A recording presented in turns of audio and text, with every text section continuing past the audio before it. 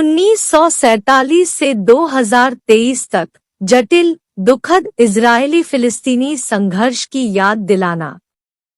Hamas द्वारा Israel के खिलाफ अचानक शुरू किए गए हमले के बाद 7 अक्टूबर को इजराइल फिलिस्तीनी संघर्ष एक बार फिर से शुरू हो गया। जवाबी कार्रवाई में इजराइल ने हवाई हमले और हमास द्वारा संचालित फिलिस्तीनी क्षेत्र गाजा पट्टी की पूर्ण घेराबंदी का आदेश दिया। यह संघर्ष का एक नया घातक प्रकरण है जिसकी जड़ें 20वीं सदी के मध्य में गहरी है। फ्रांस 24 इसके इतिहास का पता लगाता है। 1947 हजारों यूरोपीय यहूदी प्रवासी, जिनमें से कई नरसंहार से बचे थे, एक जहाज पर सवार हुए जिसे एक्सोडस 1947 कहा जाने लगा, जो तत्कालीन ब्रिटिश नियंत्रित फिलिस्तीन के लिए जा रहा था। वादा किए गए देश की ओर बढ़ते हुए उन्हें ब्रिटिश नौसैनिक जहाजों द्वारा रोक लिया जाता है और वापस यूरोप भेज दिया जाता है। मीडिया द्वारा व्यापक रूप से कवर की गई इस घटना से अंतर्राष्ट्रीय आक्रोश फैल गया और ब्रिटेन को यह समझाने में महत्वपूर्ण भूमिका निभाई कि फिलिस्तीन संकट को हल करने के लिए संयुक्त राष्ट्र की मध्यस्थता वाला समाधान आवश्यक है। संयुक्त राष्ट्र की एक विशेष समिति ने एक यहूदी राज्य के लिए फिलिस्तीन का 56.47% और एक अरब राज्य के लिए 44.53% देने की एक विभाजन योजना का प्रस्ताव रखा है। फिलिस्तीनी प्रतिनिधि इस योजना को अस्वीकार करते हैं, लेकिन उनके यहूदी समकक्ष इसे स्वीकार करते हैं। 29 नवंबर को संयुक्त राष्ट्र महासभा ने योजना को मंजूरी दे दी, जिसमें 33 देशों ने विभाजन के लिए मतदान किया, 13 ने इसके खिलाफ मतदान किया और 10 देशों ने मतदान नहीं किया। फ्रांस 24 अंतर्राष्ट्रीय ब्रेकिंग न्यूज शीर्ष कहानियां और सुर्खियां। फ्रांस, अफ्रीका, मध्य पूर्व, अमेरिका की, यूरोप, एशिया प्रशांत। मुखपृष्ठ मध्य पूर्व पर वापस जाए। समयावधि 1947 से 2023 तक जटिल, दुखद इजरायली फिलिस्तीनी संघर्ष की याद दिलाना। हमास द्वारा इजराइल के खिलाफ अचानक शुरू किए गए हमले के बाद 7 अक्टूबर को इजराइल फिलिस्तीनी संघर्ष एक बार फिर से शुरू हो गया। जवाबी कार्रवाई में इजराइल ने हवाई हमले और हमास द्वारा संचालित फिलिस्तीनी क्षेत्र गाजा पट्टी की पूर्ण घेराबंदी का आदेश दिया। यह संघर्ष का एक नया घातक प्रकरण है जिसकी जड़ें 20वीं सदी के मध्य में गहरी है। फ्रांस 24 इसके इतिहास का पता लगाता है। जारी 11 अक्टूबर 2023 15:53। 8वीं 9 नवंबर 1948 को अरब शरणार्थियों का एक समूह अपना सामान लेकर यरूशलेम से लेबनान की सड़क पर चल रहा था।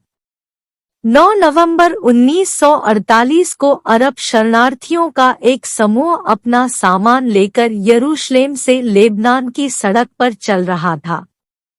जिम प्रिंगल, AP द्वारा, नताशा LI, जीनल्यूक मॉनियर। विज्ञापन देना। 1947 हजारों यूरोपीय यहूदी प्रवासी, जिनमें से कई नरसंहार से बचे थे, एक जहाज पर सवार हुए जिसे एक्सोडस 1947 कहा जाने लगा, जो तत्कालीन ब्रिटिश नियंत्रित फिलिस्तीन के लिए जा रहा था।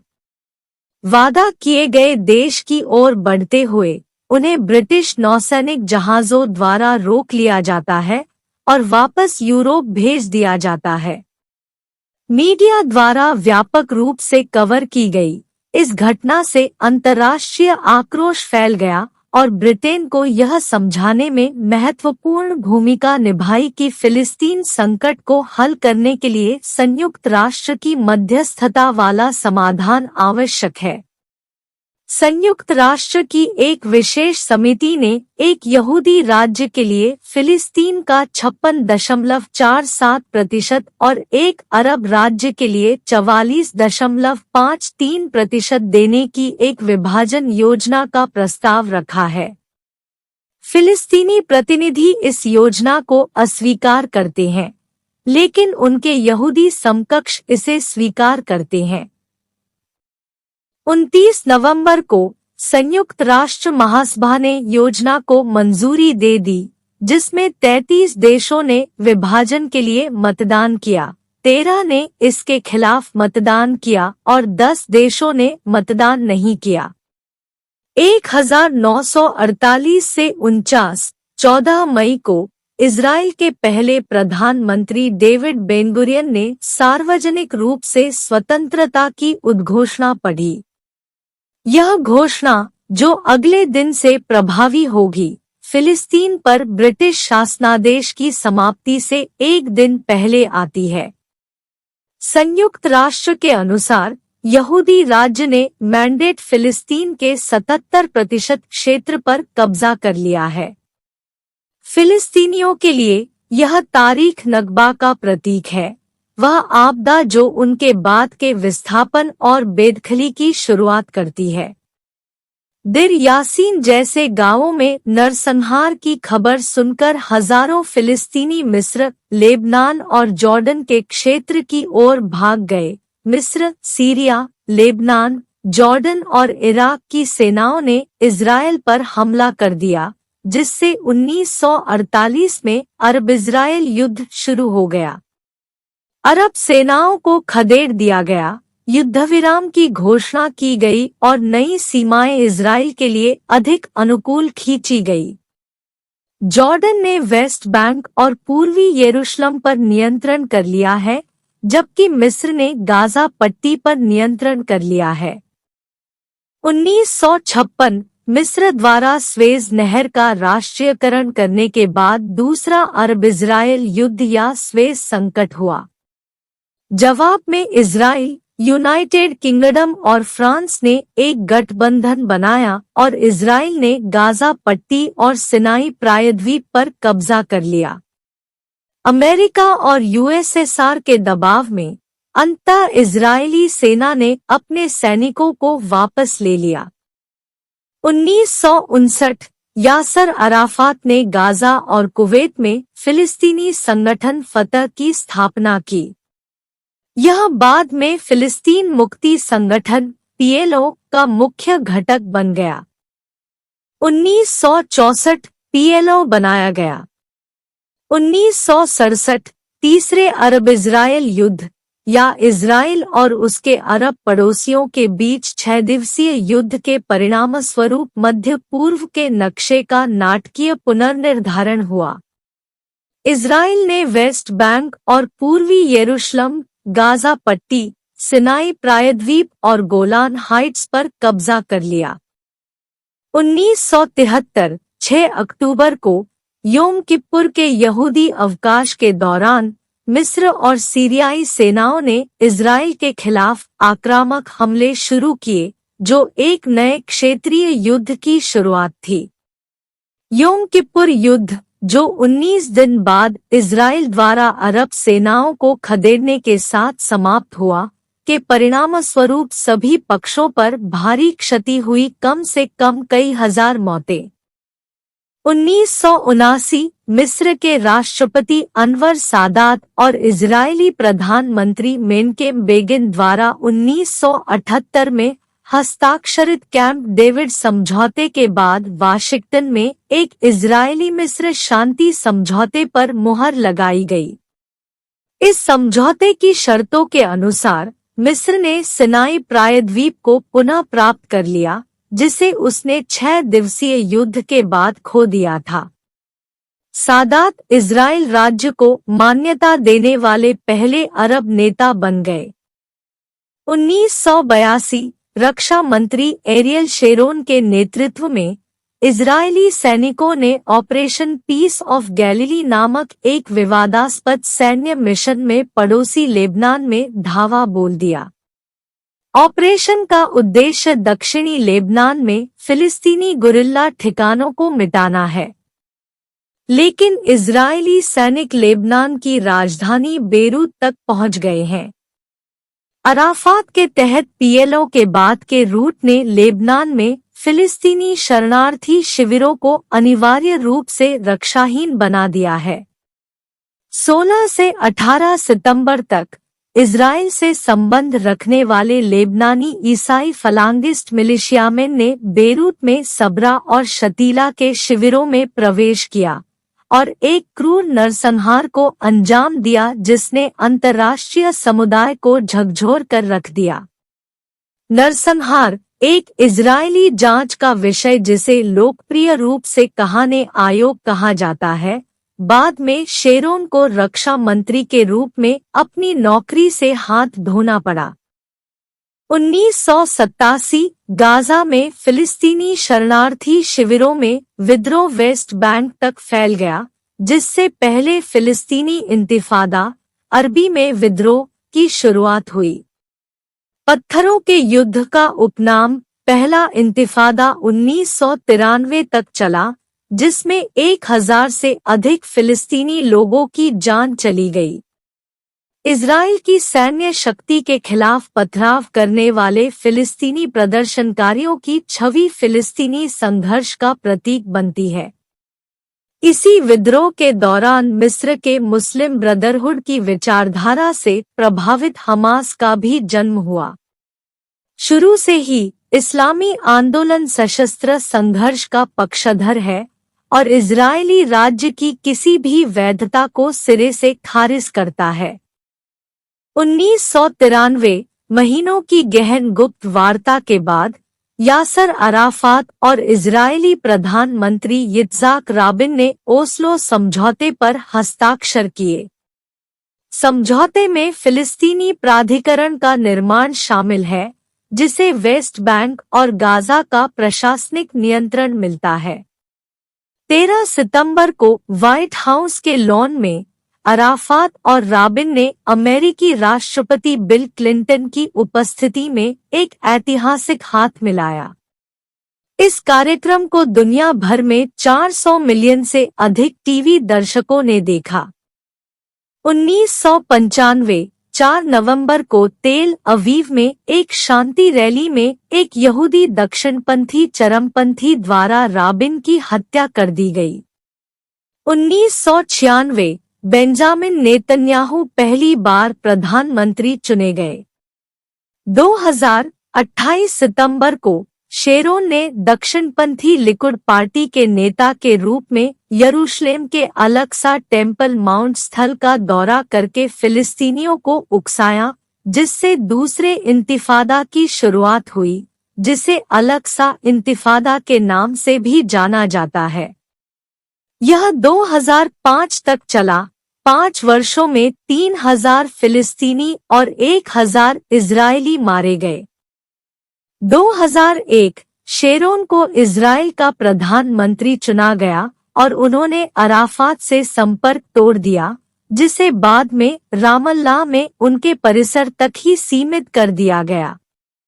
2002 इजरायली सरकार ने ऑपरेशन डिफेंसिव शील्ड शुरू किया, इजराइल को वेस्ट बैंक से अलग करने के लिए एक दीवार का निर्माण। संयुक्त राष्ट्र सुरक्षा परिषद पहली बार इजराइल और फिलिस्तीन के 2 राज्यों के बीच सहअस्तित्व की बात करती है।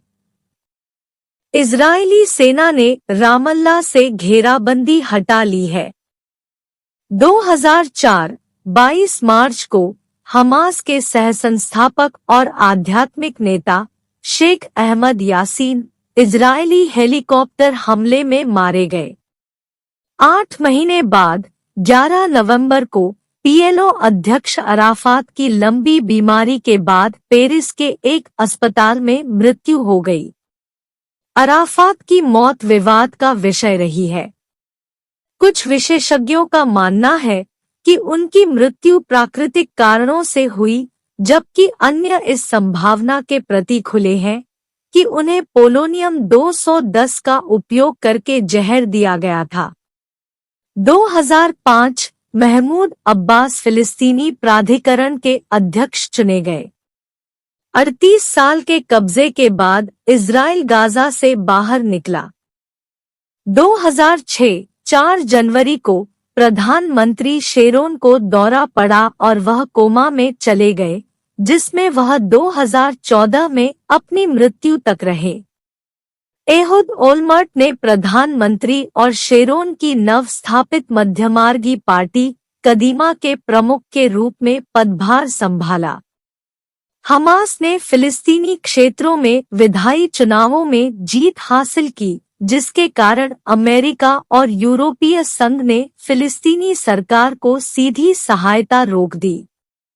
लेबनानी इस्लामिक कट्टरपंथी समूह हिजबुल्लाह ने इजराइल पर रॉकेट हमले किए और 2 इजरायली सैनिकों को बंदी बना लिया।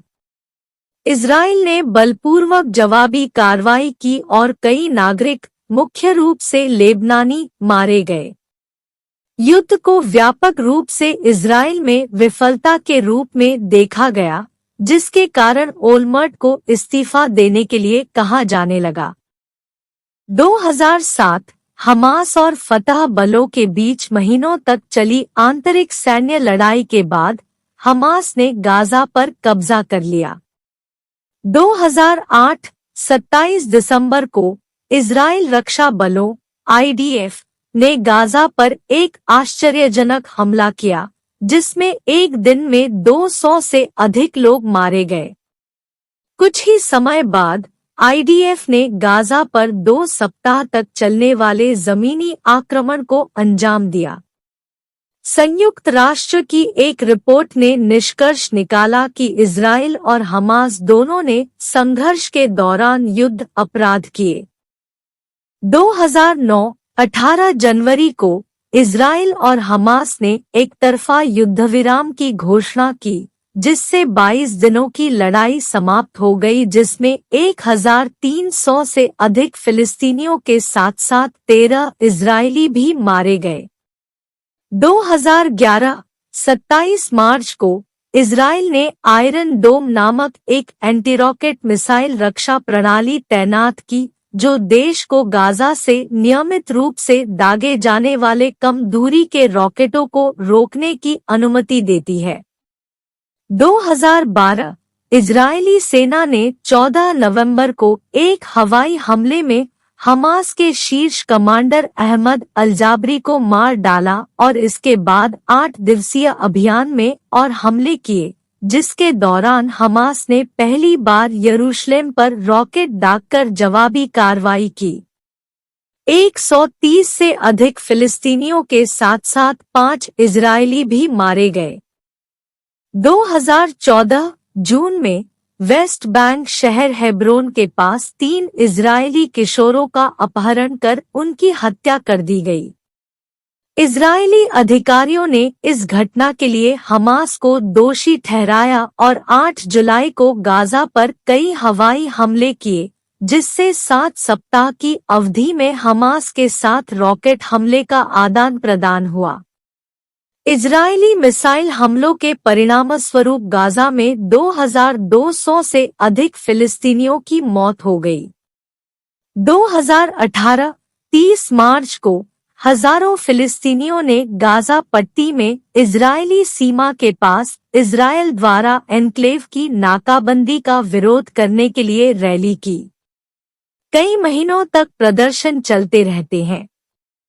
संयुक्त राष्ट्र मानवाधिकार परिषद द्वारा अनिवार्य स्वतंत्र अंतर्राष्ट्रीय जांच आयोग के अनुसार मार्च के अंत और दिसंबर 2018 के अंत के बीच इन विरोध प्रदर्शनों के दौरान कम से कम 189 फिलिस्तीनी मारे गए और 6000 से अधिक घायल हुए।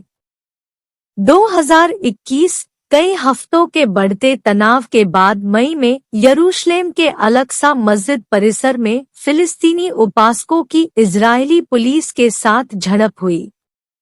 इजरायली बलों को परिसर से हटाने की मांग के बाद हमास ने इजरायल पर रॉकेटों की बौछार कर दी।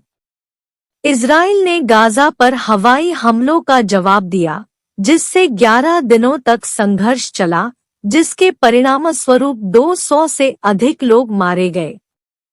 2022 इजरायल ने 5 अगस्त को हवाई हमलों से गाजा पर हमला किया, जिसमें इस्लामिक जिहाद समूह के एक वरिष्ठ आतंकवादी की मौत हो गई और फिलिस्तीनी क्षेत्र से जवाबी कार्रवाई में रॉकेट दागे गए।